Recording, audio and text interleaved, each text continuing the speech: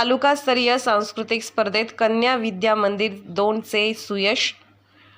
लाटवडी तालुका शिरोळ येथे संपन्न झालेल्या तालुकास्तरीय सांस्कृतिक स्पर्धेत कन्या विद्या मंदिर नंबर 2च्या मुलींनी समूह नृत्य द्वितीय तर कथाकथनमध्ये कुमारी अविन्या वीरसेन पाटील हिने तृतीय क्रमांक पटकावला। या सुयशाबद्दल त्यांचे कौतुक होत आहे। या मुलींना धनाजी आवळे, वहिदा मुल्ला, राजश्री टोने, सतीश नलवडे, दीपमाला कोळी यांचे मार्गदर्शन लाभले।